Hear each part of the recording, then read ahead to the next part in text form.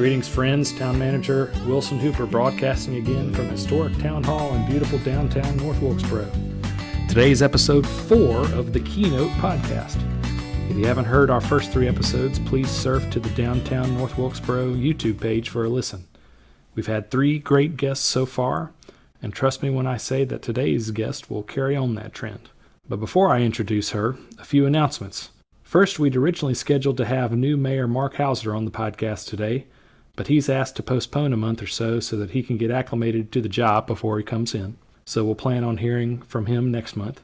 Second, as we approach the holidays, I want to remind everyone to please give the gift of health by doing your part to stop the spread of coronavirus. Please continue to practice the 3 W's, wear, wait, and wash, so that we can slow the spread of the virus. Wear a mask in public, wait 6 feet apart, and wash your hands frequently. If you haven't already, please get vaccinated. I think if we do all these things, we'll be able to finally nip this thing in the bud. Third, I want to encourage everyone to consider shopping local this holiday season for 2 reasons. First, it's good for our local economy, no doubt about it. But I want to take off my town manager hat for a minute for reason number 2. North Wilkesboro, and Wilkesboro too, have so many great choices. I mean, if you think about it, we got Cook's, Wilkes County Hardware, Heroes Clash Collectibles, Vintage Home Market, Ivy Ridge Traditions, Fruit of the Vine, A Baby Celebration, Hallmark Quick Frame, Midtown Market, Pop's Place Sports and Memorabilia, Key City Antiques, Michael's Jewelry, and about a dozen more I can't think of right now. And that's just in North Wilkesboro. If you can't find the right gift there, then I don't know what to say. Heather, I think I got to get myself together. I get a little excited about all that, all those possibilities in North Wilkesboro. All right, so let's pivot to Heather, today's guest. She's the leader of a very significant Wilkes County institution, one that's dedicated to improving the health and welfare of our residents, and she is Wilkes County Health Foundation Executive Director, Heather Murphy. Good morning, Heather. Good morning, Wilson, and thank you so much for having me. Yes, ma'am. Thank you for being here. Heather, you've got a long track record of community leadership in Wilkes County. I'll let you share a little bit more about that. But I'll just say to our listeners that Heather is a 2019 inductee to the Wilkes County Hall of Fame and a great partner to the town of North Wilkesboro. So Heather, will you tell us a little bit more about yourself? So I have lived in Wilkes County my whole adult life. I started out on the other side of the river at 3WC Radio when it was a top 40 radio station. I then started a small business and was a small business owner here in North Wilkesboro for about 13 years. 26 years ago, I sold my businesses and became the director of the Health Foundation. In the meantime, raised 3 beautiful children, have 3 wonderful grandchildren, multiple 4-legged friends who make up the Murphy household, and have a deep affection for North Wilkesboro, Wilkesboro, and Wilkes County all around. Good. All right. So the Health Foundation in particular, your agency, does a little bit of everything. So from what I know, I see you as a charitable foundation, a healthcare advocacy group, and a landlord to other health-related agencies. Is that it, or is there more to it? World's shortest interview, right? Yeah. The Health Foundation was founded to improve the health and well-being of the people of Wilkes County. And we share a vision with many community partners, including our close relationship with the town of North Wilkesboro, its citizenry, its businesses, that every child and every adult should have the opportunity to grow up healthy, safe, and able to thrive. And so in the early years, our projects were largely focused on making sure people had access to care and access to physicians. So one of our earliest projects was starting the kidney dialysis center that is now at West Park, but it started at our hospital. The first project I worked on, which has often been called one of the best economic development programs that has come to Wilkes County, is that we purchased West Park when it was a declining shopping center. It had been a thriving community centerpiece, but the mall had come and the businesses had relocated, and when we took it, it was pretty much tumbleweeds and stray dogs and just a scattering of businesses. Today, it's a thriving medical park with a number of programs and services that benefit the community. Some of those programs and services we have helped fund and start, like the Wilkes Public Health Dental Clinic, the Ruby Purdue Blackburn Adult Daycare Center, and actually many others. So, who would have thought that it was in such condition? Because it looks like it was custom built for the services that you use it for. So not only is that a great service in terms of the service that it provides, but it's just a great landmark for the community too. Wilson, it was considered a community eyesore. Wow. Real estate agents told me that they would drive all the way around just through to avoid Wilkesboro to avoid people seeing it. Shoot, well now I'd drive people straight by it and say, look at this great institution that we have. But you know, what we understand about the health and well-being of our community is that it isn't just about people's individual behaviors. And by the time they get to the doctor's office, something has already gone wrong. You go to the doctor's office when you're sick, primarily. And so a number of years ago, we changed our focus to really look at the underlying causes of poor health in our community. At the time, a child born in Wilkes County had a lifespan that was at least 6 years shorter than our healthiest North Carolina county. And any of us who love our families think that's unacceptable. What we also realized was that you cannot solve complex problems by yourself. There is no single program, no single person, no single entity that can do the work to solve for the complexities of why people don't enjoy optimum health here. What we know is that where we live, where we work, where we play, where we pray, all influence our ability to live our most healthful self. And so we began bringing community leaders and people with people experiencing difficulties to learn, to understand, and to custom design programs and services that meet the specific needs of our beautiful, beautiful community. Wow, good points. Apologies to our listeners if you heard the HVAC kick on in the back. We'll have a little ambient noise going forward, but I still think you can hear us. If you can't, apologies. Yeah, Heather, you touched on a concept that is starting to gain traction in my industry as well, and that is the scale of problems transcend one agency's, even a government agency's, ability to deal with them. And so an important skill for leaders in my profession and yours, I guess, as well, is to be able to be diplomats and to form partnerships and to not live in silos. And to put together teams and collaborative groups of agencies from all different industries in order to solve these wicked problems. You know, a municipality doesn't really have, particularly in North Carolina, any official role in improving health outcomes for its residents.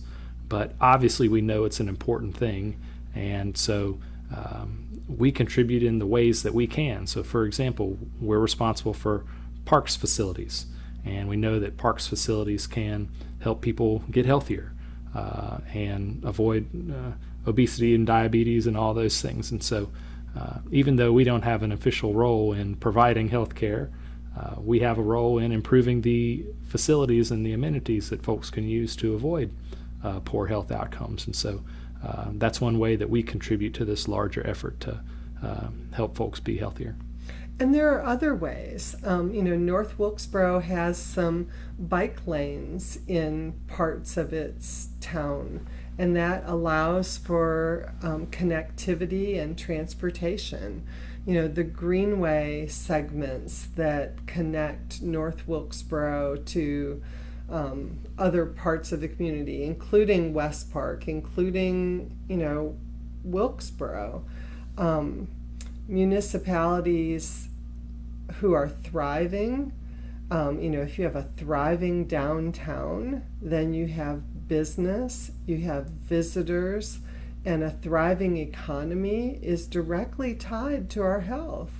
If you do not have enough money to make ends meet, you cut where you can, and you cut the foods you eat, you cut the medicines that you take. But speaking of parks and rec, I think that's a huge component of active living. If we eat well, healthy eating and active living are the building blocks of future health and current health. And making sure those amenities are available to everyone in the community, regardless of income, regardless of race or ethnicity, that's a huge gain for our community. So just a quick clarifying question here, Heather. So the projects that you all work on are sometimes funded by your own fundraising, but sometimes you all are the conduit for dollars from larger charitable groups like the Duke Endowment. Is that right? Sure. So, and speaking to that, one of the launch pads for some of the most important work we've done in North Wilkesboro was through the Robert Wood Johnson Foundation. We were one of 5 communities nationwide chosen to work on improving the built environment and the areas in which we live. There were 5 counties chosen nationwide to do that work.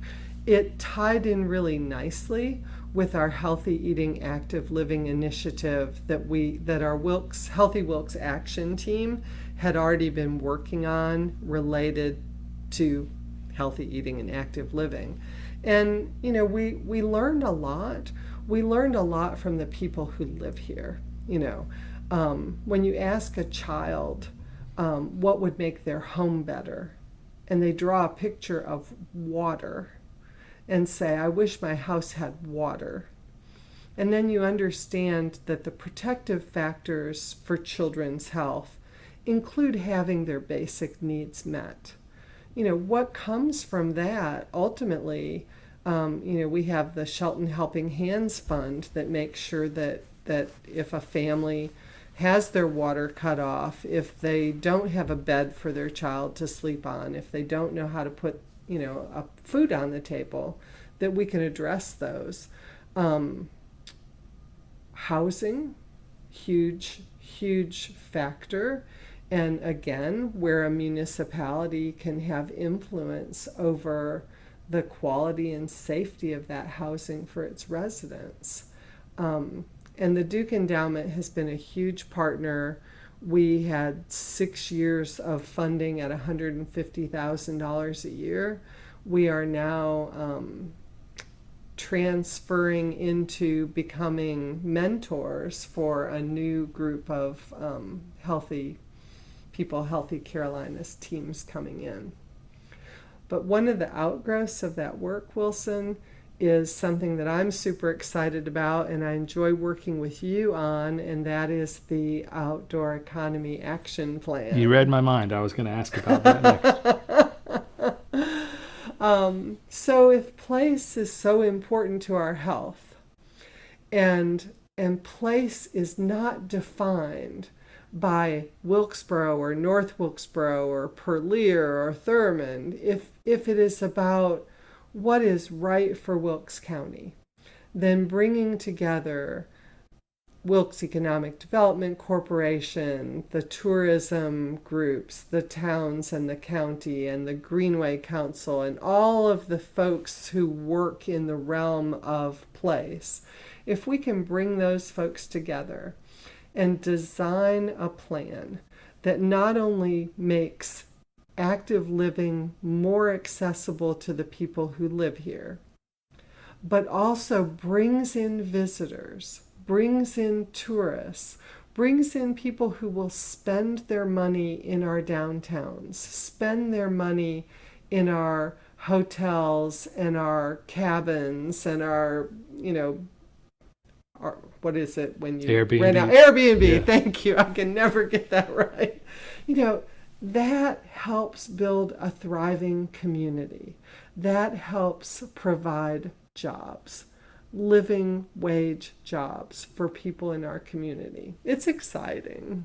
Well, and Heather, you couldn't have described that any better, but I'll add to it. Okay. One of my ultimate goals for the outdoor economy effort is to create a environment here where we're so known for outdoor living and outdoor amenities that some of these manufacturers that create, say, for example, mountain bikes that are now in Seattle or Austin or Boulder or somewhere really expensive, when they decide they're being priced out of those locations, but they're still looking for an outdoor culture to come into, that they'll look to Wilkes County and Absolutely. maybe provide jobs beyond, a restaurant or a service industry job, and create a manufacturing job.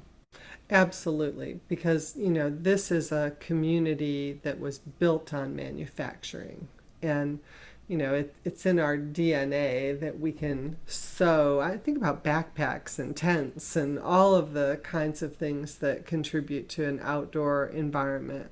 So it really, people can live and work almost anywhere now.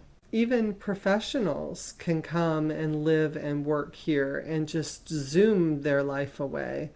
And so why wouldn't they choose one of the most beautiful places on God's green earth to live and work and worship and thrive?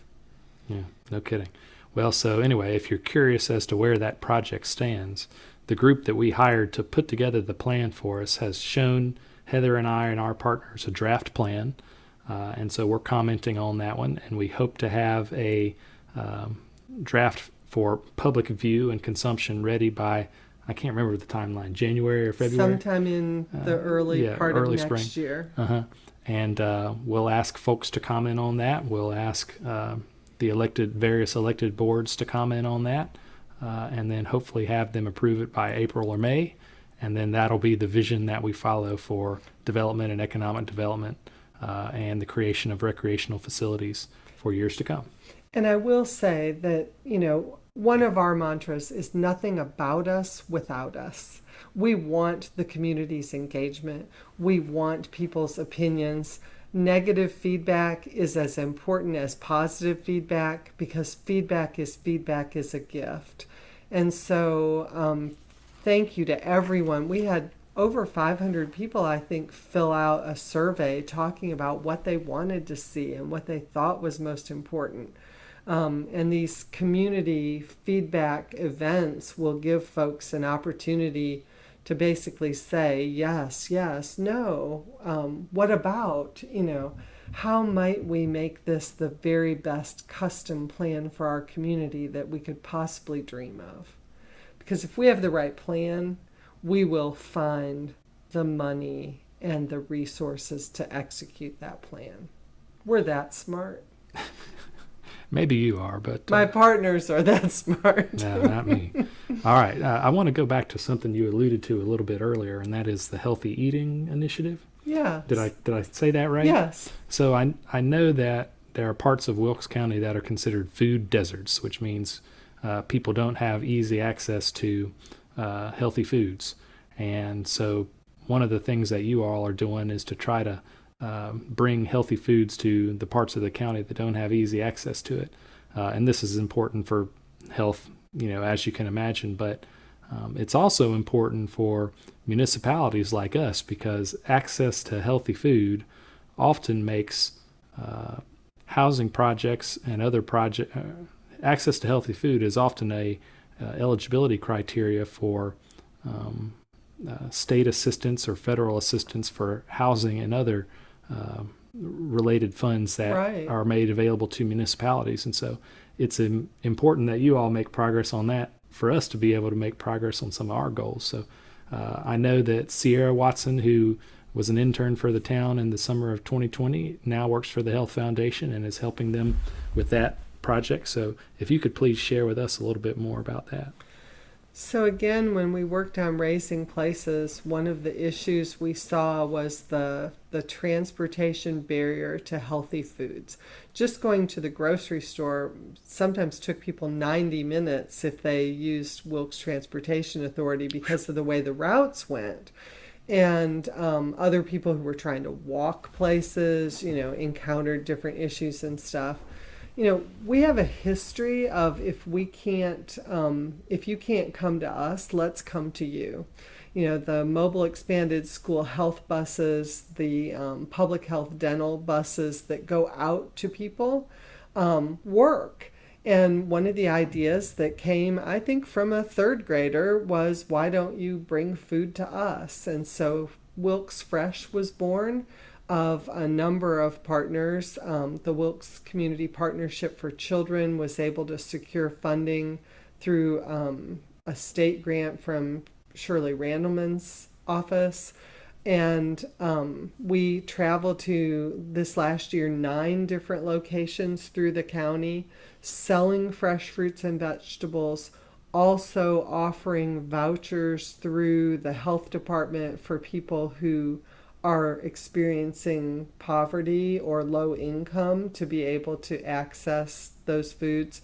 And we also made the mobile unit eligible to receive SNAP and EBT benefits. So when families in Wilkes County got those EBT cards, to help feed their children during COVID, which we haven't even talked about, they could double the amount of produce they bought at Wilkes Fresh if they used their SNAP or EBT cards. So just trying to make it affordable, accessible, and easy to do the healthier choice. It's pretty amazing. And the produce that they were offering through that is good. It's good. It tastes good. It's great. And so, if you can get your hands on it, I encourage you to do so because it's good stuff. Some of our work is with the opioid issue. Mm-hmm. And Wilkes Fresh is actually converting into Wilkes Fresh Start. Mm-hmm. And Wilkes Recovery Revolution worked with the town of North Wilkesboro to get the approval and whatnot to start a garden. And the recovery community is going to be running Wilkes Fresh beginning with our next season, which is pretty exciting because people in recovery from substance use disorder need meaning and they need employment. And this is a stepping stone because work is recovery, but recovery is work. That's a good point. So let's pivot to that. So we know opioids have been a scourge on our community for a while, but we've got some good groups doing some good work here to try to help folks recover. And I know that you, the Health Foundation, are now the landlord for the Wilkes Recovery Revolution Group. Can you tell us a little bit more about some of the other work you've been doing in that space?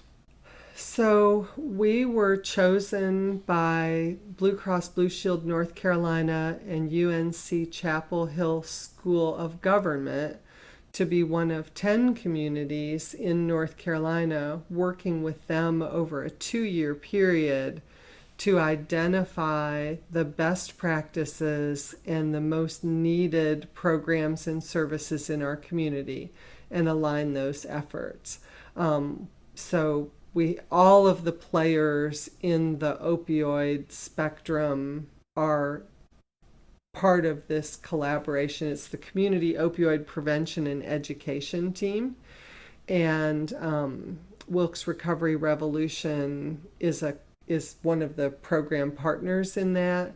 They needed a place where people could go and get the counseling and support services they need to sustain their recovery. And we had some available space that had once been used by another program.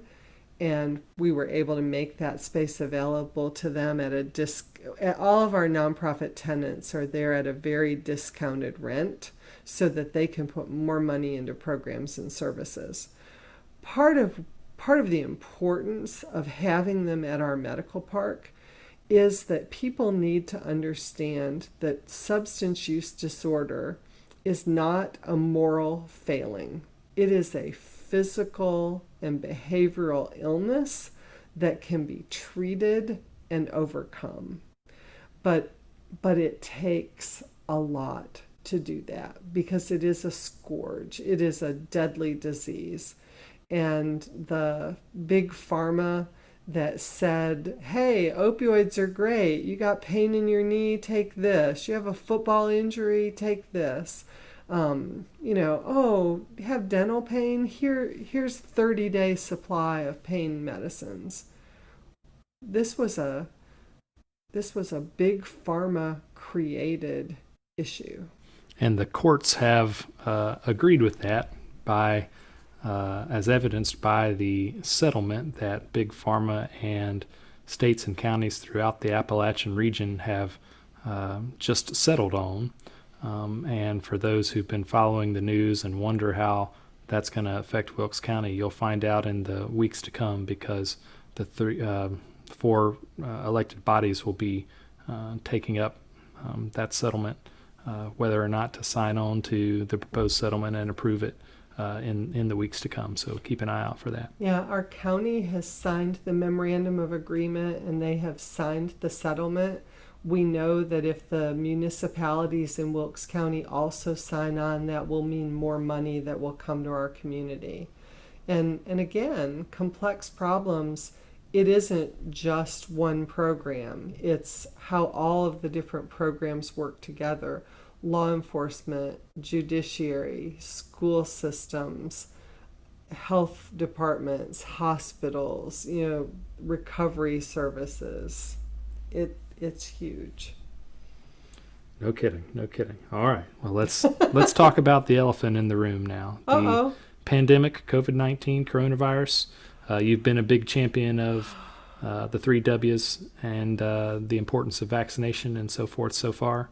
I know that the Health Foundation has also hosted the, FEMA's monoclonal antibodies office, a place where folks in the early stages of infection could go and get treatment for their infection. And you've probably done some other things too. So tell us about Health Foundation's role in helping us fight the pandemic. Oh, COVID, aren't we all tired of COVID? Yeah, no kidding. It is wearying and worrisome. And none of us expected that we will enter 2022 still battling this horrendous pandemic and the viruses that continue to mutate and affect our health here. Rural communities like ours tend to have lower vaccination rates. It is a combination of both access, if you work all day and then where do you get that vaccine? It is related to concerns and fears and misinformation. And so we have worked with our health department, with our hospital, and with federal emergency management, who basically, out of all the places in the continental United States, said, we need to come to Wilkes because our hospital at that point had so many patients, they didn't have any place to put them. And why that? Heather, repeat that, would you please? Repeat that, would you please? Because I think that's an important point that I want people to hear. That our hospital had so many COVID patients that they did not have enough beds and enough ICU facility to handle the onslaught of serious illness. And that isn't just impacting someone who contracts COVID. It also impacts the person who has a heart attack, or has an automobile accident, or has appendicitis, because our system, we have excellent, excellent medical care in this community, world-class medical community in Wake Forest Baptist and now Atrium Health, Wake Forest Baptist. World class, one of the largest systems in the country, here in our small community. How blessed are we? But we have to do our part. And what we know is that while the vaccines do not protect us completely from COVID, what we do know is that it can reduce the seriousness of that illness and the duration of that illness. It is a viral illness. I had the flu a few years ago. My doctor prescribed a medicine that reduced the severity of flu. The first question she asked me when she diagnosed me with flu was, "Have you been vaccinated?" And I said, "Yes." And she said, "Good, because all of my patients who have not been vaccinated have been hospitalized." Well, COVID is 10 to 14 times worse than the flu. And so I am fully vaccinated. We actually mandated vaccination for our staff, even though we had 100% participation from our staff. And that was because we wanted to send a message of how important it is, not only that we protect ourselves, but we protect everyone we come in contact with. The under 5-year-olds. Our homeless shelter has COVID patients right now who are under the age of 5. Vaccination protects the vulnerable, it protects us, and it can hopefully put an end to the variants that keep popping up and causing this to just go on and on. Good points. Good points. Yeah. I just want to reiterate that vaccination gives you some extra protection, but more importantly, it gives your neighbors extra protection. So even if you don't want to do it for yourself, do it for others. I want to tell a little story. Youngsters between the age of 5 and 11 just became eligible about a month or so ago now. And my 8-year-old, whose life has been turned upside down by the pandemic, was just sort of getting fed up. She had COVID fatigue for sure. And she asked me what she could do to help make the pandemic go away faster. And I said, "You got to get vaccinated." And that's a big deal for that kid because she hates shots. But she said, okay, she wanted to do it. And so we took her out there to get her shot. She rolled up her sleeve and they brought out the needle and got ready to stick it in her arm, and her lip quivered and she squeezed my hand, but she got that shot bravely. And I told her I was so proud of her, and she held back those tears because she really doesn't like shots. But she wanted to do her part to end the pandemic. So I'm so proud of her. She did something unpleasant. She made a little sacrifice in order to help the community. And so I was proud of her. You should for doing be. that. And, what I will say is I said 100% of my staff was vaccinated. We had an IT person who was not on our staff, but who was an important part of keeping our organization running, especially when we were all having to work on our computers from home. And he had a medical condition that prevented him from being vaccinated. And yet he continued to work. He did contract COVID, and it did take his life. And that hits hard, and it hits close to home when you lose someone you care about. It's just very hard. Yeah. And so I do encourage vaccination. I encourage people to talk to their doctors, and to not be afraid to seek out information from trusted sources. One of the things that most impressed me was that the Reverend Franklin Graham, who is a huge employer in North Wilkesboro with Samaritan's Purse. He actually interviewed the head of the National Institute of Health so that he could encourage folks to understand this. And he basically said that he is a man of faith and that God has brought this vaccine to us as a gift and that we simply need to unwrap it. Yeah, I heard that too. I was so glad that he did that. So to our listeners, we're recording this on the morning of Friday, December the 3rd.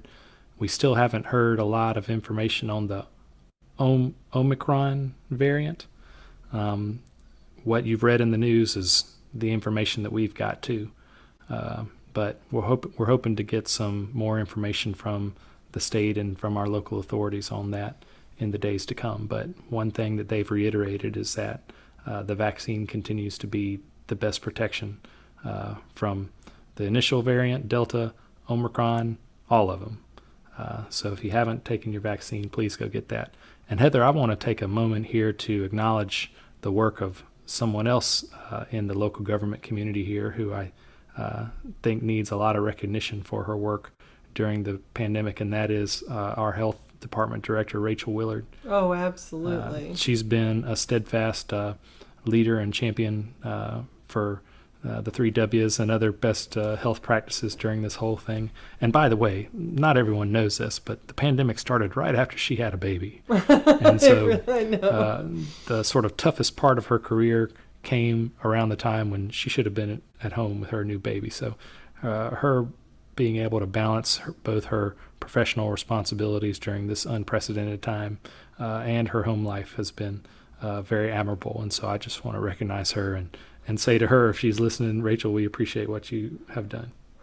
Well, and you know, the other thing I would say is that people are frustrated with COVID and they're frustrated with the restrictions, and they tend to take those out on the people who are most trying to protect them. People like our health director, Rachel Willard, you know, people like our elected officials who have instituted mask mandates and all of that. The frustration is real, but these wonderful public servants are not the problem. They are the solution. And we need to listen to and support what they are recommending to us, because that is what is going to get us through this. Thanks for saying that. All right, so let's pivot again and talk about another topic, if you don't mind. As a nonprofit leader in this community, what would you say to folks who are looking to get involved in general, but also are there any specific opportunities for folks to get involved with the Health Foundation? So there are any number of ways to get involved in the nonprofit community and the Health Foundation. Some of our volunteer opportunities have been put on pause because of the pandemic. We have not been bringing people together to stuff newsletters and different things like that. Our support, our core support, comes from charitable donations from people just like you and me. People who give $20 that helps someone put food on the table. People who give $20,000 that help, cover the expenses of taking a mobile van all over the county, and everything in between. So people can get involved by making charitable donations to us and to the many other worthy charities in our community. I always encourage people to listen to their heart and give to their passions. Giving should be joyful. there are myriad volunteer our staff volunteered to give vaccinations, when the health department was running all of that. And we still do have testing down at West Park, by the way. I meant to mention that, and that's a health department program. People can get involved by engaging in Facebook pages and following the different things that are coming up. I think Benton Hall is holding an event this weekend at, with different crafters and things like that. You mentioned people buying local, buying from our local folks really makes a difference. I know I just took a jar of sourwood honey home that was made by B Town's Farm. And not only is it delicious and pure, but it actually has the antioxidants and the things in it that help prevent allergies and all of that good stuff. But when people could not go out to congregate meal sites, this community rallied and delivered meals to people and to children. We delivered 20,000 meals in 2 weeks with volunteers. So keep your ears open and your eyes open for those opportunities. Penny Musson was one of our board members for many, many years, and she succumbed to cancer, and her funeral was yesterday. And they talked about how she was a spendthrift of love, that she just couldn't give away enough of it. I like that. And I felt so unworthy hearing those words, because shouldn't we all be accused of being spendthrifts of love? Doing everything we can with all that we have to make a difference in this world. Yeah, that's a great expression. So just if you look way on down on your donor list, you'll see my dad. He donates, I think he said $100 to the Health Foundation this last year. He and my mom take the sort of scriptural directive to tithe and give of themselves very seriously, and so they donate to a lot of different folks across the state. And they were looking for someone to donate to here in Wilkes County, where of course their children and grandchildren live now. And so they found the Health Foundation and saw the good work that you were doing and decided to give a small gift to you all. So they're on your donor list. There's an old expression in theater that there are no small parts, just small actors. Yeah. Mm-hmm. One of the biggest gifts the Health Foundation ever got was a woman who gave me $2. She said, "This is the last $2 in my wallet, but I want to give it to the helipad that you're going to build at our hospital because I think it's so important and I want to be a part of it." Well, later I was talking to a major funder who said, "Why should we give to this project?" And I said, "Because everyone in this community believes in it. Let me tell you this story." And we got a $100,000 gift that $2 gift from the heart leveraged. There are no small gifts to the Health Foundation. Not a single one. That's great. I like that story.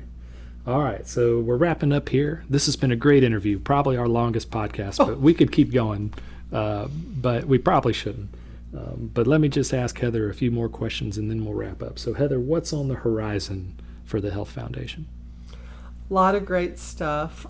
Jen Wages, our program director, has just organized a team of folks in our community who are going to be doing some further resilience work on how we create environments for children and families where everyday stressors are not impacting their health and well-being.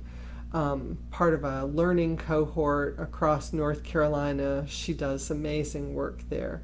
Certainly, the Outdoor Economy Action Plan is full steam ahead. A plan is only as great as what we put into it, and then we've got to execute it. Right. Certainly, we are keeping our eye on COVID and anything we can do to support our medical community. We have a scholarship program that helps students enter allied healthcare fields. We are full steam ahead. Someone once said we never sleep, but that isn't true because sleeping is good for your health. It's important for your health. That's true. That's true. I'm intrigued by the resiliency thing because that's been an emerging topic in my industry as well. How to make towns and cities more resilient to stressors. And so what it sounds like you're doing sort of on the individual level, helping individuals stay resilient. Some communities are doing on the town-wide level. It takes both. Mm-hmm. It takes both. I mean, again, you have to have good housing, good transportation, good emergency response. You need all of the backbones of a good place to live. But then you also need to go to that individual level, because if families are under stress from abuse, neglect, substance use disorder, mental health disorder, incarceration, all of that impacts our health and how we then respond to stress. It can cut as much as 20 years off someone's life if they have unresolved trauma. And one of the traumas we're facing as a community right now is secondary trauma. Our emergency medical providers, our healthcare providers, they are seeing more and more people who they can't help, and more violence in the home. It wears on you to even witness that. And so how we help people cope with that is hugely important to how we see our way through and become a stronger community from this. Wow. Okay. Heather, you got any last comments you want to make? I am so grateful. The work of the Health Foundation is built on the generosity of the people of this community. Their time, their talent, their insights, and when we are successful, it is only because we are a reflection of the wondrous nature of this community. So thank you to everyone for contributing to a healthier community. And thank you, Wilson, for having me today. Thank you for being here, and thank you for all that you do. All right, listeners, that's about it for the keynote for December of 2021. If you have any questions or comments on any of the topics we discussed today, please feel free to reach out to me or Heather to talk some more. But in the meantime, I want to wish everyone happy holidays and see you next year.